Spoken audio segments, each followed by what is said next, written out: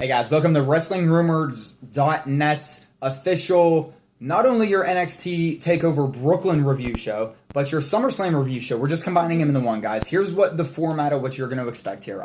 Basically, you're going to run down the list real quick, go through both cards, maybe quick hits on each match, but there's really only, I think there's some major storylines that we really want to talk about. That's the meat of what this is going to be. Yes. But real quick, first of all, this is the beautiful Sam Daley at LadyNexus13 on Twitter. What up, guys? Follow me on Twitter. My name is Adam, as they call me, at AdamDaley13.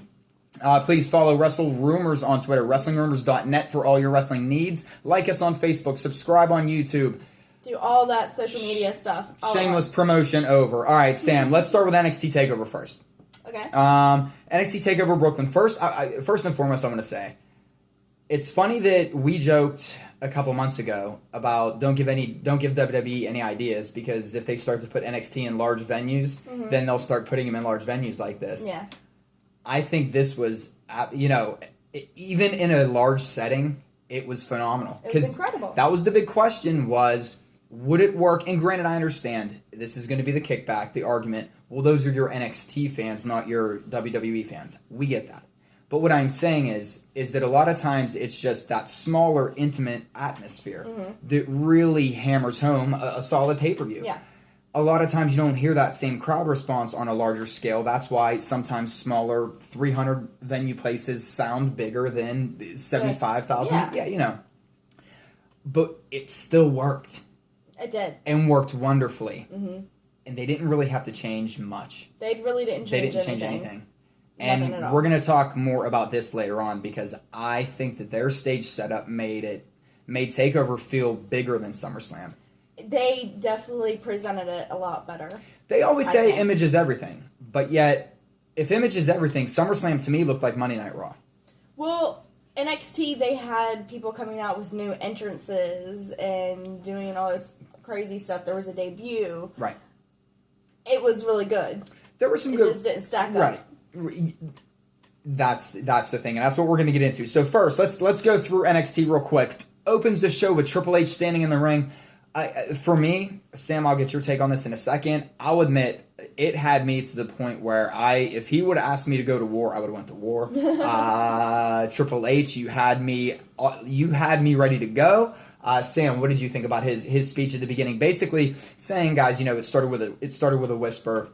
And talking about the evolution of NXT. It gave me goosebumps. It was incredible. It did. It was incredible. The crowd with it, just the way they had the spotlight on them, the way the camera was circling around them, the crowd, everything. It's going to be one of those moments we look back on and say, that was the moment. That it's a moment that changed wrestling. I was like, at first, whenever they first panned in and he was just standing in the ring with the spotlight, I was like, what the fuck is going on? Why is Triple H just standing out in the middle of the ring? Yep. And then he just started going on this crazy rant about it's a whisper, like you said, a whisper in the wind, blah, blah, blah, blah, blah. And I was like, ooh. It started as a whisper. That was so, I loved it. I loved it. Oh, getting us amped. So then we started off with Prince Pretty, Tyler Breeze, and the New York City Gorgeous Summer 2015 line. Tyler Breeze versus the legendary Jushin Thunder Liger. Jushin Liger with a running Liger bomb for the win. Sam, what did you think about this match real quick? I thought it was basically an Egyptian Wookiee versus a Power Ranger. He reminded me of a Power Ranger. Well, you're not as familiar. Match. You're not as familiar. I thought it was great. Yeah, I thought it was. It was a good match. Yeah, I just kept thinking, why is Tyler Breeze fighting the Power Ranger? I just never thought I'd see the day when Jushin Liger would be wrestling in a WWE underneath the WWE umbrella. I never in a million years, and that's I think what is. There's a lot of everybody always. It's such a love-hate industry, but think about there's a bigger picture going on right now. It doesn't look like a Liger.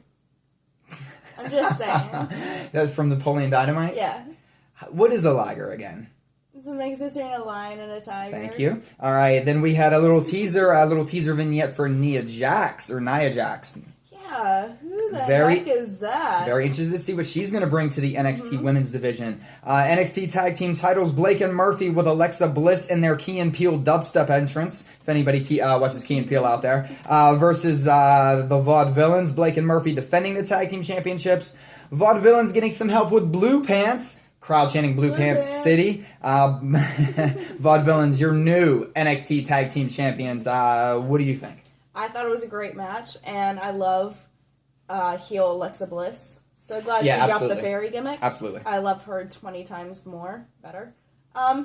But no, I thought it was a good match. And it's funny that what we always talk about is the concern of, would the Vaudevillains work on a big stage? Mm-hmm. Would something like Blue Pants work on a big... And granted, I'm not saying... they did. And again, I'm not saying it would work on Raw, but listen, you sold out Barclays. Yeah.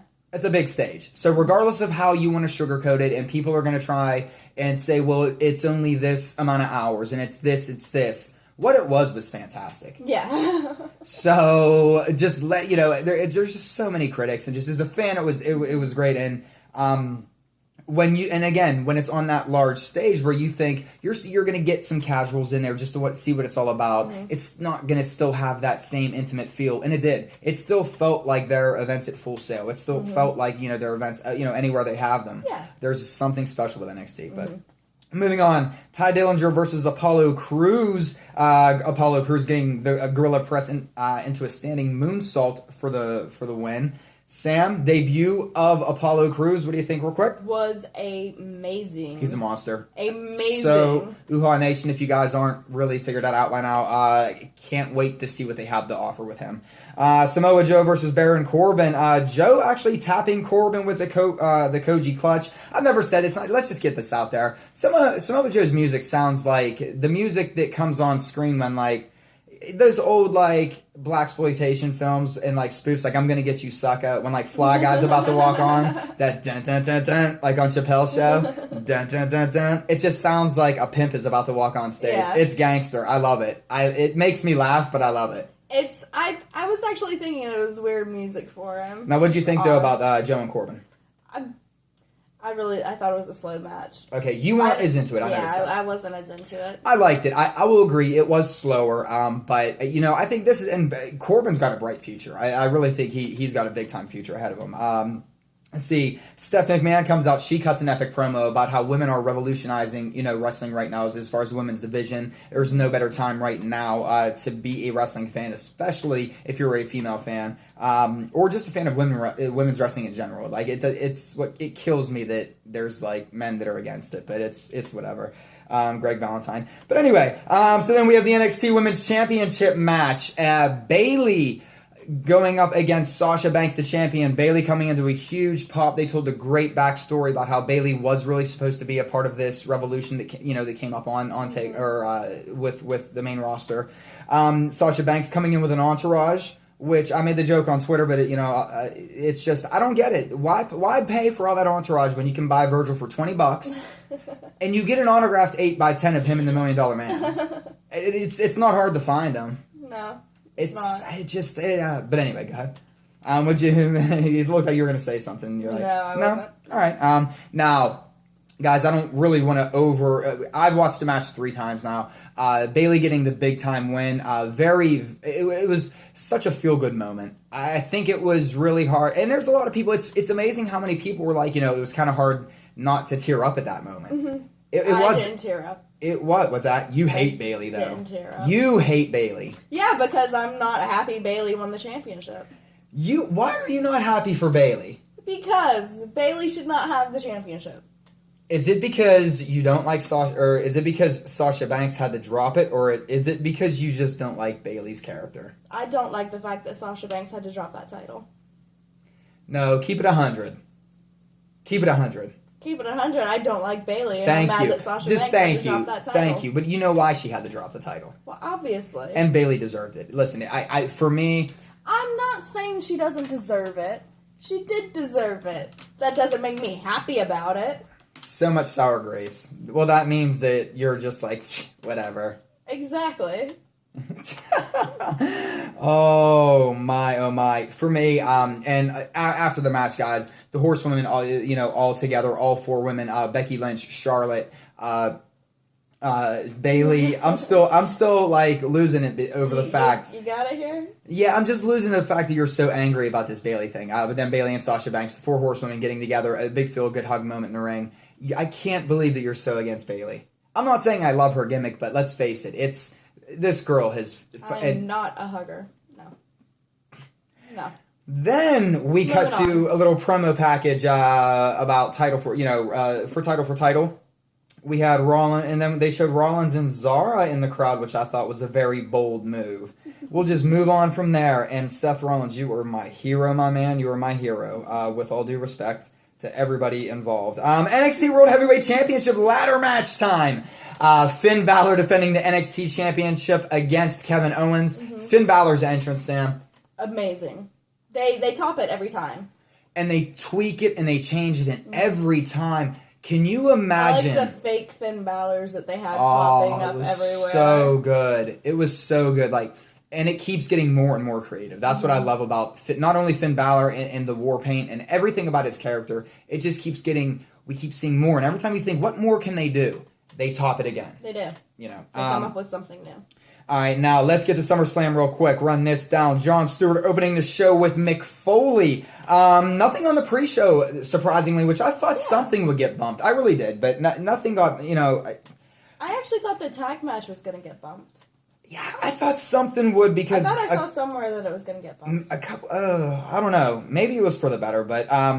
Jon Stewart opening with Mick Foley. Thought this was a really funny interaction. Jon Stewart really trying to get to Brock Lesnar, wanted to interview Brock Lesnar. I really loved it. My favorite line was, I finally got out of politics. It's nice to be out of politics and be in reality for a change, which I thought was just completely brilliant. And I love the fact that he said, there's one thing about these WWE superstars, that they actually care about you guys. They say, I thought that was brilliant. Yeah. Nice little jab now that he's out of the game, so to speak. But him and Mick Foley have, I think, a fantastic in-ring promo. And it was nice. It was just two local guys just to get the crowd hyped up a little bit. We start with Randy Orton and Sheamus. Sheamus getting the pinfall after 3 bro kicks. Randy Orton does hit an RKO. Sheamus rolls out of the ring, though. Sam, what did you think about the match? I thought it was a throwaway match. Honestly, there really wasn't any build-up for it other than they've been feuding, I guess, since WrestleMania. I mean, I get the storyline, but it just... not there for me. No, that wasn't a good match. WWE Tag Team Championship Fatal 4-Way match. PTP versus New Day versus the Lucha Dragons versus Los Matadores. Kofi pinned one of the Matadors. Take your pick of a Matador. And we have new Tag Team Champions. New Day breaks into song. New Day stealing more shows. New Day again being one of the most entertaining parts of the show.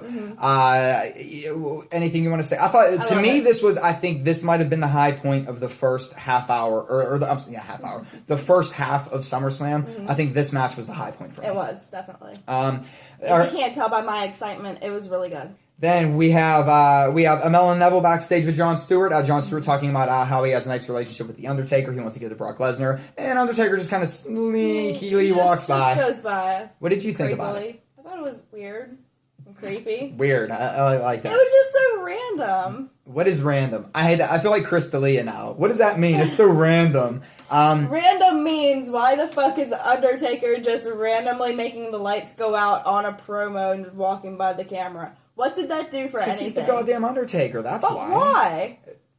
Because it was to me it was hysterical. I thought it was funny. Those are those backstage segments where they're. Why is he not in the basement sleeping in a coffin? Why is he just walking around fucking up people's promos? because he's the Undertaker. Are you gonna tell him though? Yeah, I'll tell him. Where's he at? I didn't say that. Mr. Taker. I'll tell him don't fuck up Jon Stewart's promos. Mr. Taker, with all due respect, is as big of a Jon Stewart fan as I am, and we're going to get into that later on. With all due respect, Mr. Taker, remember, I did not say that. I would never say that. You could interrupt this broadcast. I'm not getting on that dude's bad side. That's on you. Scaredy cat. Scaredy cat? No, I think that's just intelligence. Remember, it's one of the 3 eyes. So anyway, we have Dolph Ziggler with Lana versus Rusev with Summer Rae. We knew the build up of this story. We differed on our picks, but I kind of went Rusev. You went Dolph. None of our picks were any good. I don't think tonight, by the way. But which is also a beautiful thing. It's not a bad thing. We have a double count out in this match.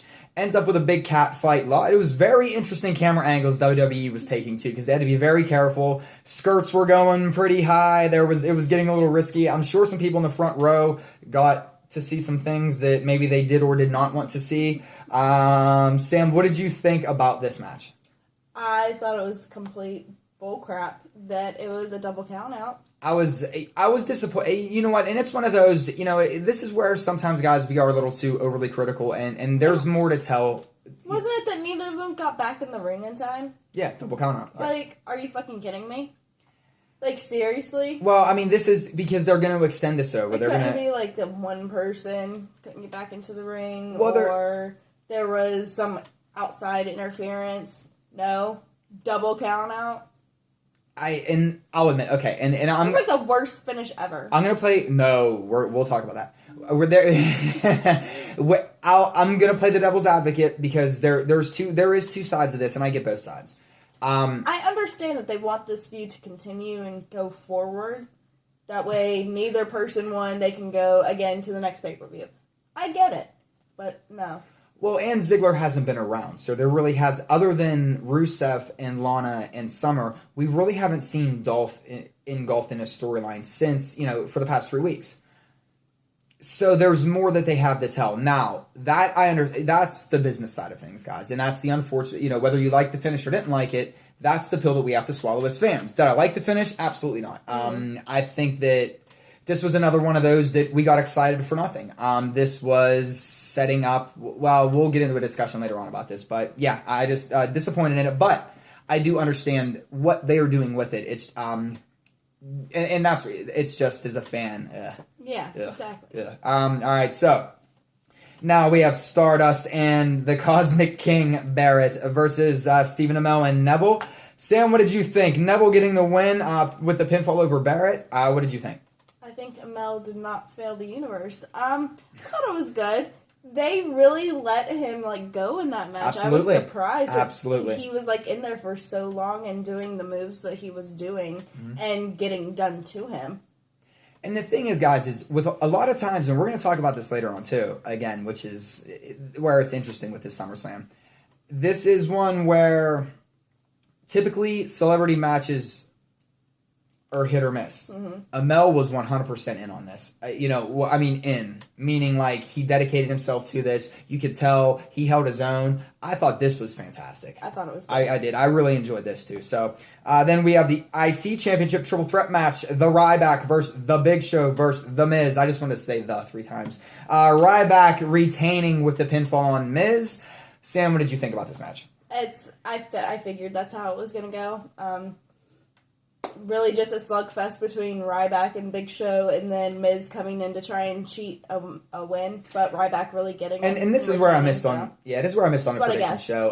I overlooked the fact that they're really looking for the long term Big Show Ryback feud here. So that's where they're going with that. Jon Stewart backstage with Paul Heyman, still trying to get back there. The interaction back and forth between them, I thought it was hilarious. Can them two get a show? That'd be funny. Anyway, Bray Wyatt and Luke Harper versus Ambrose and Reigns. Reigns and Ambrose with the win. Roman Reigns getting the spear on Bray Wyatt. Sam, what did you think? I'm there with you. As a fan, it was just not a good match. I'm there with you. All right, title for title, winner take all. Seth Rollins versus John Cena. Fantastic match, all over the place. Controversial ending. Some people loved it. Some people hated it. Jon Stewart coming in the ring. Who's he going to hit? Ends up... I don't know if he turned heel or what. Jon Stewart turned heel. Jon Stewart takes out John Cena. We get a pedigree on John Cena. Seth Rollins is your first ever WWE World Heavyweight and United States Champion. Sam, what were your thoughts on the match? I thought it was incredible. The match itself between John Cena and Seth Rollins was amazing. Amazing. So good. Straight off, amazing. And Seth Rollins looked, oh my god, sexy. All white. Oh, dig it. And then... looked like a disco dancer. And then I love the fact that Jon Stewart came out. I'm one of the people that loved it. Dancer. What? Nothing. You wouldn't get the reference. No, I wouldn't get the reference. You're talking about disco. Snake Plissken? No. Escape from it? Never mind. Okay, whatever. See, now you made me lose my train of thought. Talking about Seth Rollins and Jon Stewart. Yeah, yes. I like the fact that he came out.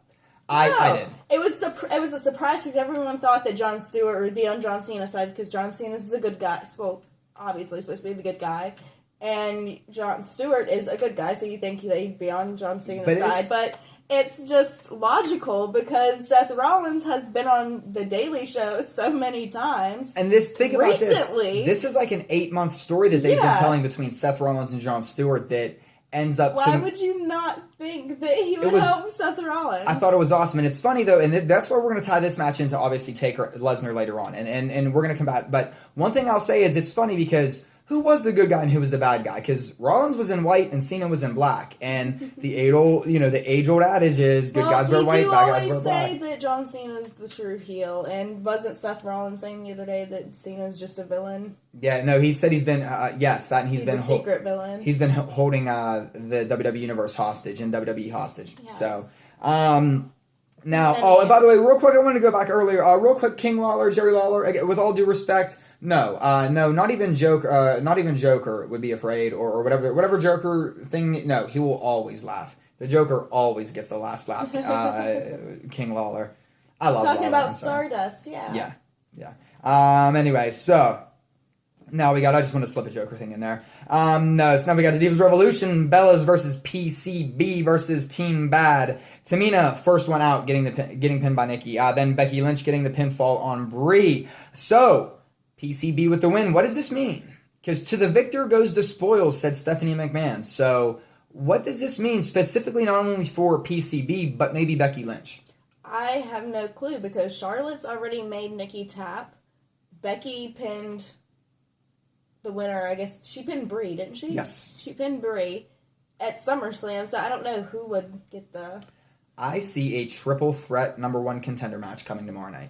Seriously? Mm-hmm. I think we're going to have a triple threat between Paige, Charlotte, and Becky Lynch. I think that was... So you're already turning the 3 girls against each other. Absolutely. It's a Divas Revolution. It's they're trying to step the game up. You're going for the championship. Well, why doesn't Sasha get a chance, then? She wasn't on the winning team. To the victor goes the spoils. But she's beat the Bellas before. But she didn't win at SummerSlam. Did her team win at SummerSlam? No, actually, in fact, they were the first team eliminated.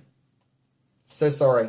You're hurt about Sasha's weekend. All I'm saying is that Divas match was really good at the beginning and really good at the end. There's a reason why it kind of sucked in the middle and kind of was like getting questionable there for a minute. Because that's when Team Bella was like in ring charge. Just real quick with the Divas Revolution, and this is what I think. This is why I'm so enthusiastic about the Divas Revolution.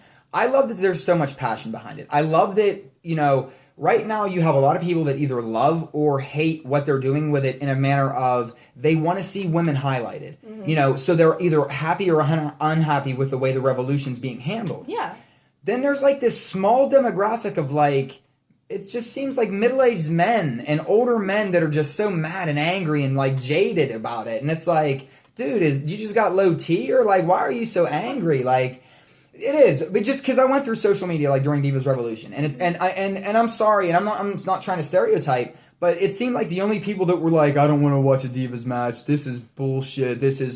Were middle-aged men. Okay.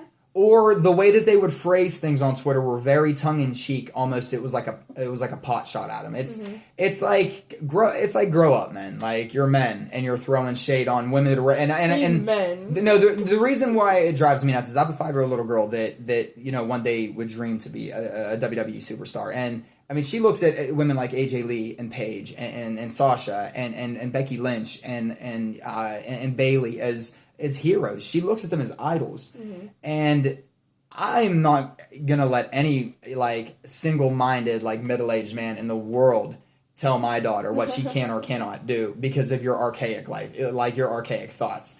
The same people are pissed about Ronda Rousey being the most popular athlete in the world. Mm-hmm. It's the same people love it, learn to love it. Women are revolutionizing sports, and it's about time. We're not saying they're taking over sports. Gentlemen, there's still a place for you. But it's great to see that these women who have worked so hard and have been held back. And listen, this is also the Bellas, for all intents and purposes. People want to hate on them and throw shade towards them and throw, shit on them. I will every day. Listen, but they still have stayed there, and they've stayed, and they've paid their dues, and they've had to kind of take a back seat, and they probably didn't like that. No. They probably want this Divas Revolution just as much as anybody else. So for me, it just drives me nuts when there's like that small percentage of people when like it seems like everybody else wants this to happen. I disagree because I think the Bellas enjoy just being little candle lights on the cake because then they get to travel the world and have tea time and just be superstars. It's the women shaming sometimes. You're the instant hater. Hey, you're I'm not the one haters who went ball. to England and had a tea party. Okay? Oh, it was tea time. Anyway. Nikki Bella had tea time. So, Cesaro and Kevin Owens, fantastic match. Kevin Owens getting the win with the pop-up powerbomb. Sam, what do you think? It was amazing. There we go. Could have been one of the matches of the nights. Mm-hmm. Brock Lesnar versus The Undertaker. Real quick, let me read this list. F5 through a table. Big time choke slam followed by a tombstone. Kimura lock, last ride. They had that double laugh spot in the middle. 2 F5s. That was fucking amazing. 2 F5s, Hell's Gate, a Kimura. Then the bell rings for whom the bell tolls. Nobody knows what's going on. Undertaker with another low blow. He's got a ball fetish lately. Then we have Hell's Gate. We got one of these. from Lesnar before he passes out. Undertaker with the controversial win. They show the replay. Taker did tap out. The Lil Nate did not call for the ring, for the bell. Very controversial finish. Sam, real quick, what are your thoughts on it? Taker tapped. Lesnar won. Real quick, we did have a fan report from Ryan Taylor. He said that there were a lot of people, the fans there were chanting constant bullshit and boo chants going on. And, obviously, guys, the language is a thing on here, but that was what was going on in the arena, too. So I'm just verbatim spitting back to you what was being said. Here's where I'm at with this. I just don't understand, and this is what frustrates me. I'm not as frustrated with the screwy finish. Mm-hmm. It sucks as a fan. I agree because it was a fantastic match. Again, a match that we knew that we were going to get. Just let Taker get a clean finish. We know that you want to extend this out though, and that's the thing, guys. Remember, we end with cliffhangers on pay-per-views now more often than not. Because they want the money is in Raw because that's where the sponsorships are, that's where ratings are, that's where they care about ratings, ads, all follow the money at the end of the day. Think about it. Think about the past however many pay-per-views we've had nothing but really like cliffhanger type endings. Yeah. SummerSlam typically ends on cliffhangers, so I'm not as much. As a fan, it sucks. I hated it. I thought it was cheesy. It was terrible. But their plan is for a much longer story. So, again, it's one of those, the business side of it, I understand what they're doing. And I think that this is going to, this is going to make people want to tune in the Raw tomorrow night. This is absolutely getting people to tune in the Raw. This is for ratings. This is to make sure that people are watching Raw. Now, Sam, do you think, at the end of the day, though, do you think how a pay-per-view ends anymore is going to make or break ratings? And I only ask that because of how many people either watch via DVR, don't even watch, just read recaps, review shows like this.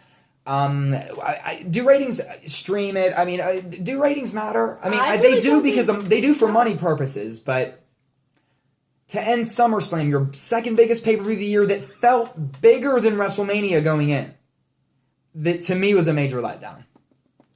It was a major letdown. Now here's what really frustrates me though with the finish. Okay, so the here's where the logic blows my mind. You know what? No, just fuck you. And I'm sorry, but fuck all y'all who think that this was a bad finish. I thought it was great.